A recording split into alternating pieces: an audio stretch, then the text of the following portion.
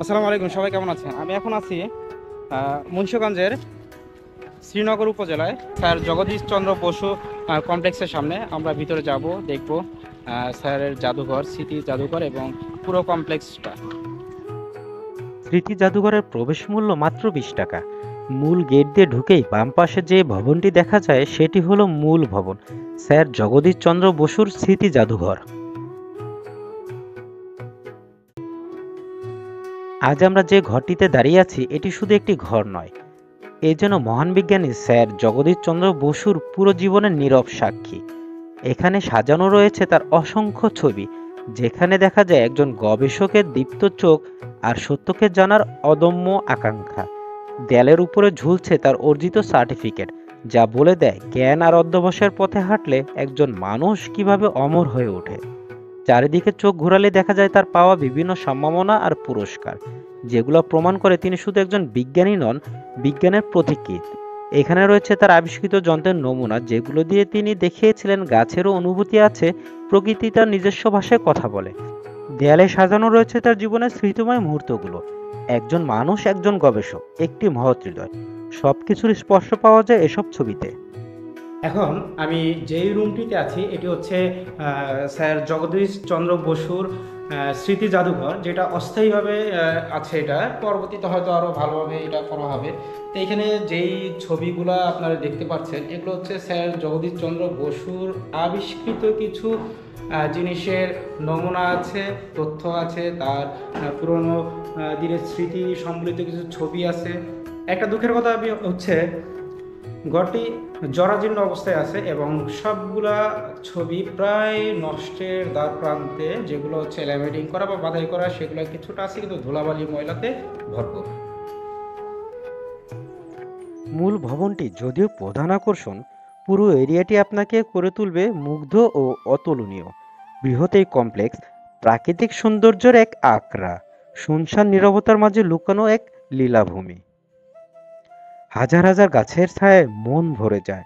মনোমুগ্ধকর পরিবেশে বসে সময় কাটানোর বন্দোবস্ত, প্রকৃতির মাঝে হারিয়ে যাওয়ার আমন্ত্রণ। 4টিরও বেশি দিঘি রয়েছে এই কমপ্লেক্সের ভিতরে। প্রতিটি দিঘিতে রয়েছে বাঁধানো ঘাট, ঘাটের উপর অপরূপ সুন্দর বসার জায়গা, যেখানে বসে দিঘির শান্ত বাতাসে মনকে প্রশান্তি দিতে পারবেন। বসে বসে মনে হবে, টুক করে আমিও একটি লাফ দেই এই দিঘির শান্ত জলে, শীতল করে নেই অশান্ত এই মনকে। হয়তো স্যার জগদীশচন্দ্র বসুও এই জলেই লাফ দিতেন নিজের অশান্ত মনকে শান্ত করতে।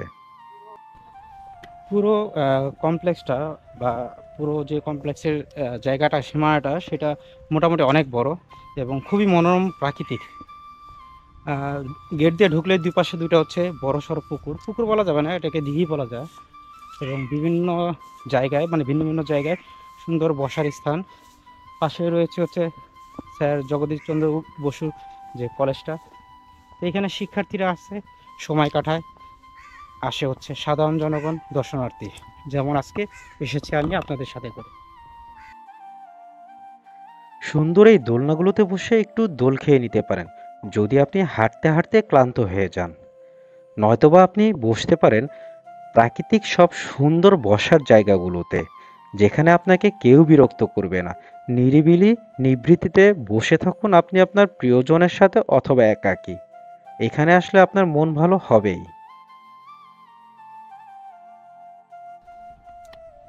এই কমপ্লেক্সের যে জায়গাটার ভিতরে খুবই দৃষ্টিনন্দন কিছু কিছু স্থাপনা আছে, কিছু কিছু জিনিস আছে, যেমন একটা কাঠের কালভার্ট যেটা আপনারা দেখলেন, খুবই সুন্দর। এবং চারিদিকে গাছে ঘেরা ছোট্ট চিকন রাস্তা। এখানে আসলে আপনি হারিয়ে যাবেন প্রকৃতির মাঝে। আপনি আসতে পারেন আপনার বন্ধু বান্ধবের সাথে, চাইলে প্রিয় মানুষকে সাথে করে নিয়ে আসতে পারেন।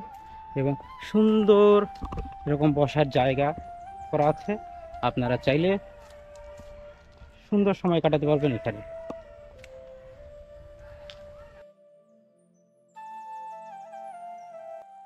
এই কমপ্লেক্সের পাশেই রয়েছে স্যার জগদীশচন্দ্র বসু কলেজ ও স্কুল, যার কারণে আপনি এই কমপ্লেক্সের ভিতরে অনেক শিক্ষার্থীকে সময় কাটাতে দেখতে পাবেন।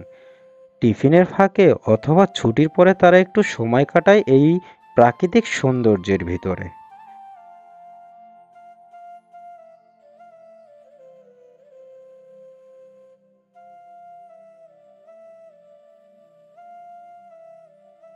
আমি এখন যেই জায়গাটায় বসে আছি এটা হচ্ছে পুকুর পাড় বা দিঘির পাড় বলা যায়, কারণ একটা পুকুরে কখনো দুইটা ঘাট বাঁধানো সিঁড়ি থাকে না। ঘাট বাঁধানো সিঁড়ি থাকলে মূলত সেটা হচ্ছে দিঘি হিসাবে গণ্য করা হয়। তো এই পুকুরে দুটা ঘাট আছে, বাঁধানো ঘাট, সিঁড়ি বাঁধানো। এই যে দেখেন এই একটা, আর ওই আমার পিছনে একটা দেখা যাচ্ছে কিনা। যাই হোক, এই দিঘিতেই হয়তো স্যার জগদীশ চন্দ্র বসু তার শৈশবকালে এই ঘাট দিয়ে নেমেই এই দিঘিতেই গোসল করেছেন এবং কাটিয়েছেন তার শৈশব।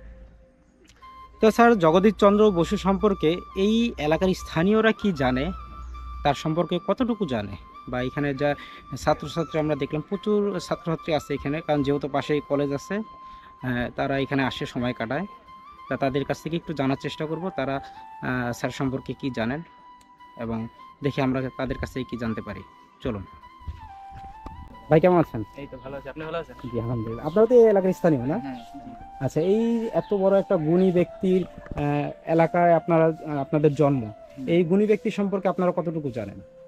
উনি ব্যক্তি সম্পর্কে ওনার তো আবিষ্কার তো অনেক করেছে, যে গাছের যেমন প্রাণ আছে এটা ওনার আবিষ্কার, আরো কয়েকটা টেলিফোনের আবিষ্কার ওনার আছে, বাট ওইটা এখন অন্য কারো নামের উপরে চলতেছে, বাট এটা আবিষ্কারক উনি। হ্যাঁ। আর এটা ওনার পৈতৃক বাড়ি, এই স্কুলে যেটা চলতেছে এটা ওনার পৈতৃক বাড়ি ছিল। আচ্ছা, এইখানে হচ্ছে ওনার শৈশব কাটছে। হ্যাঁ হ্যাঁ। আচ্ছা, এইখানে কি আপনাদের জানার মতো এখন কি স্যারের কোনো বংশধর না এখানে না না, থাকেন? কেউ নেই এখানে, কেউ নেই। বাইরের থেকে যারা আসতেছে তাদের শুধু টিকিট নেওয়া হচ্ছে, আর স্কুলের স্টুডেন্ট যারা তারা ফ্রি। আর এলাকার আশেপাশে যারা আছে তাদেরও ফ্রি। তোমরা কি এখানকার এই স্কুলের? পরীক্ষা চলতেছে? শেষ পরীক্ষা শেষ? কেমন হয়েছে? তা তোমরা তোমাদের স্যার সম্পর্কে কি জানো? স্যার এই জগদীশ চন্দ্র বসু সম্পর্কে কি জানো তোমরা? তিনি একজন বৃক্ষ বিজ্ঞানী ছিল। আচ্ছা, আর সে আবিষ্কার করেছে যে গাছের প্রাণ আছে যে। হ্যাঁ, আর টেলিফোনের আবিষ্কারকও কিন্তু তিনি, কিন্তু যদিও তাকে তার কৃতিত্ব দেওয়া হয় নাই।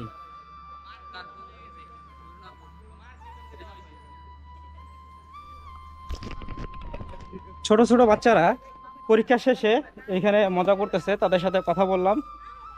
তারা তাদের সীমিত জ্ঞানে স্যার সম্পর্কে ভালো তথ্য দিল। তারা জানে, স্যার সম্পর্কে জানে, শিকড়কে ভুলে যায় নাই, বা তাদের যে গুণী ব্যক্তি তাকে তারা ভুলে যায় নাই।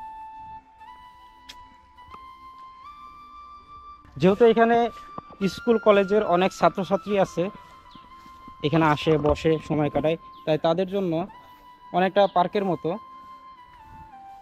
পার্কের মতো করা হয়েছে।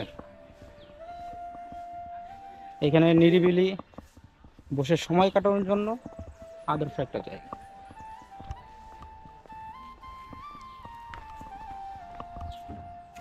যা দেখলাম এই স্যারের যে জায়গাটা, এই জায়গার চারি সাইডে শুধু দিঘি এবং ঘাট বাঁধানো দিঘি।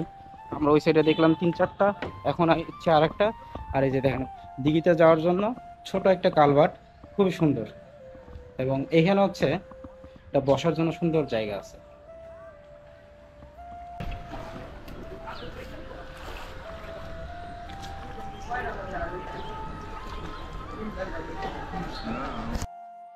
সুন্দর এই কমপ্লেক্সটির ভিতরে পুরনো ভবন আছে শুধুমাত্র একটি। হয়তো আপনারা বাইরে থেকে দেখে সেটাই বুঝতে পারবেন না, কারণ পুরনো ভবনের সামনে বর্ধিত করা হয়েছে নতুন ভবন। আর এই পুরনো ভবনের ভিতরে প্রবেশ করতে হলে আপনাকে অবশ্যই অনুমতি নিতে হবে, কারণ এখানে দায়িত্বপ্রাপ্ত লোকেরা বসবাস করে থাকে।